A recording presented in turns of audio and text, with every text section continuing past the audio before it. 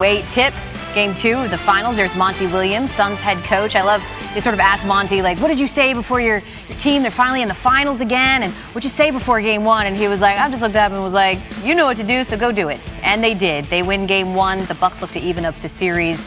Still home court advantage before it shifts to Milwaukee. And, you know, there have really been 2 prevailing storylines surrounding the NBA Finals, right?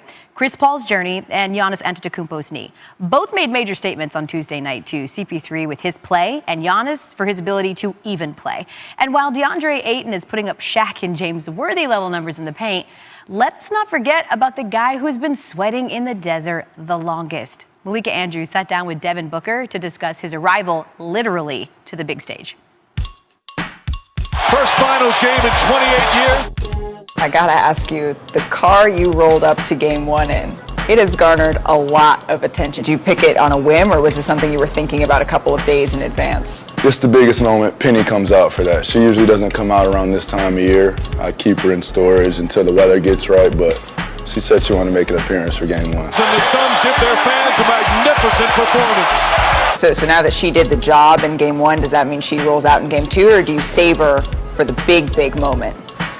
We save her. We save her. So hopefully, maybe we'll see her again. Exactly.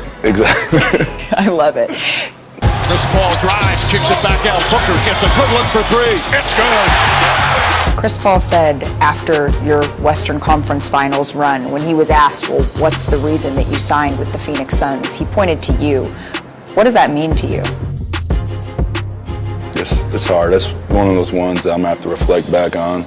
His past experiences have motivated him to this point, you know, to where he wants it, and he wants it bad. And it's a contagious feeling. It's really contagious, just seeing it in his eyes. He doesn't even have to say anything to us, just understanding what he's worked so hard for a very long time.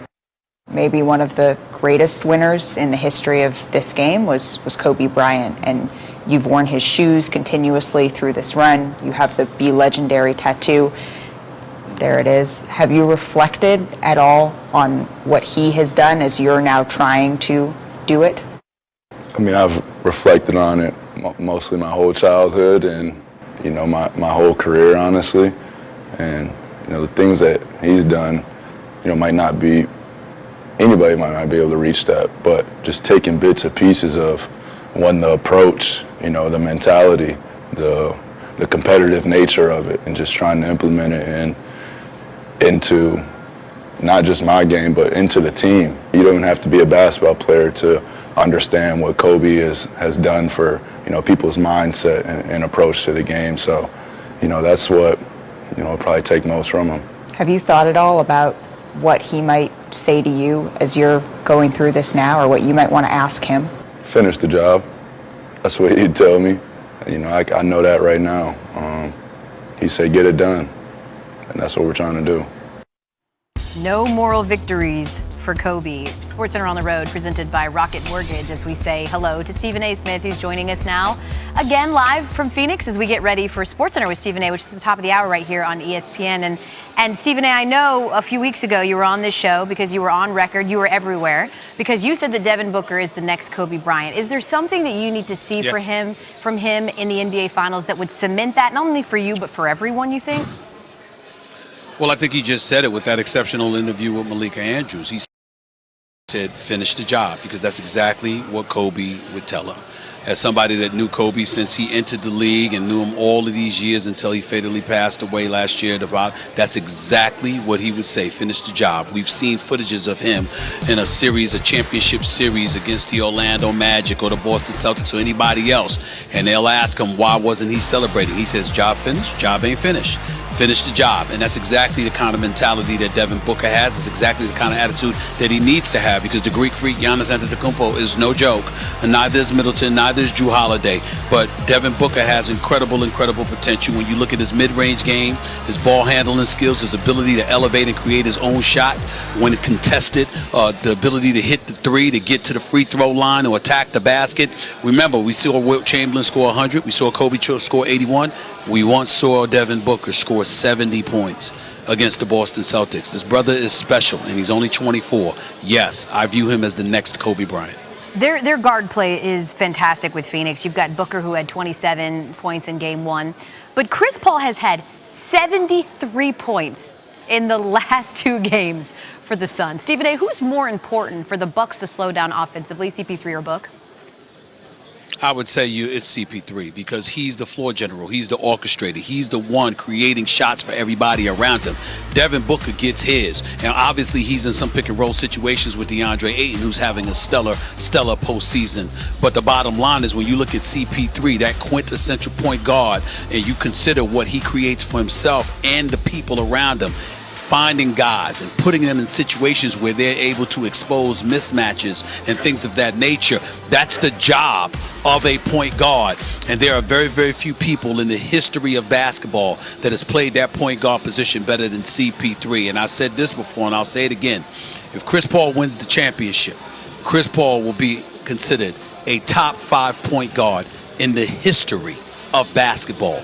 Irvin Magic Johnson, Steph Curry, the great Oscar Robertson, of course, the 2-time champion that is Isaiah Thomas, and then there's CP3. No disrespect to Jason Kidd, John Stockton, and others, but CP3 wins a championship. He'll be considered a top 5 point guard in the history of basketball by most basketball observers. No matter what happens, Book and you're looking at CP3 one of them. have cemented themselves. I love that. It would be done. That would be all you would need to see. They've got more points than anybody else, both making their finals debut since starters were first tracked in 1970. So incredible play from them. Remember, we're watching. History-wise, the Bucks need to win this thing because teams that take a 2-0 lead in the finals have an all-time series record of 31-4. And it's been a particular heel for Milwaukee, who's 1-15 all-time in a best-of-7 series when they trail 2-0. On the other side, CP3's been tremendous, scoring 30 points in consecutive playoff games for the first time since 2008. Chris Paul, 8 assists shy of passing Kobe for 10th most all-time in NBA postseason history. And of course, we're going to talk about Giannis, who's also been blistering. 9 games with 30 points and 10 boards this postseason. If he does that one more game, he'd join Shaq, Kareem, Elgin Baylor, and Hakeem as the only players with 10 such games in a single. Reporter Malika Andrews, who's covering the Bucks, and Stephen A. Smith as we get ready for SportsCenter with Stephen A. at the top of the hour, 7 o'clock right here on ESPN. I'm going to start with you, Malika. What's the Bucks' primary focus tonight in Game 2 as they look to even the series?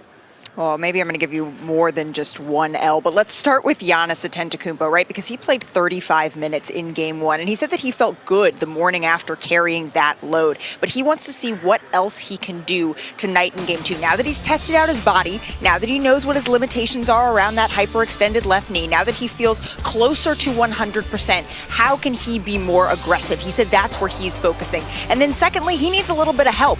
Jrue Holiday, who was so fantastic when Giannis Antetokounmpo was out, he needs to be a little bit better. He's told me that he just shot poorly in the last game, so they need to work on that. And then on the defensive side of the ball, they need to be better in transition. Giannis Antetokounmpo said, we need to keep guys out in front of us. That was a major issue for them in Game 1, and they need to correct that if they want to even out this series. There's really 2 words I think people have been hearing a lot since Game 1, defensive switches. We're going to explain that a little bit later in the show and kind of show you what we mean when we talk about that. But Stephen A., after what you saw in Game 1, what are you expecting to see from Giannis tonight? Well, I expect him to be considerably more aggressive, looking for a shot more, definitely have more lift. But I also expect them to look a bit more intelligent because they looked absolutely clueless on the defensive end of the floor. Maybe not Giannis, but when you look at a P.J. Tucker, a Bobby Portis, a Brook Lopez, what in God's name were they doing defending CP3?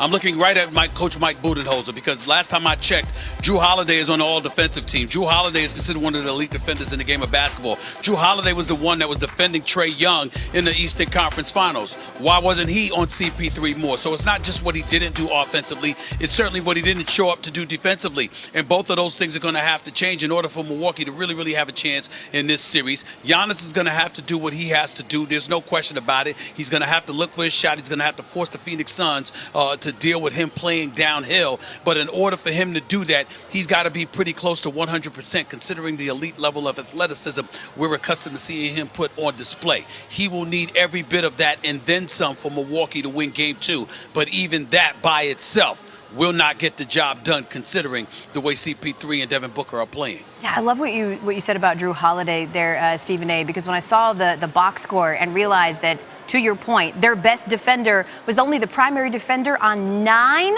of CP3 and Booker's 40 shot attempts. It just felt like something needs to change there. Stephen A. Smith is going to come back. We'll see Malika Andrews on the sideline tonight. Thank you both. Remember,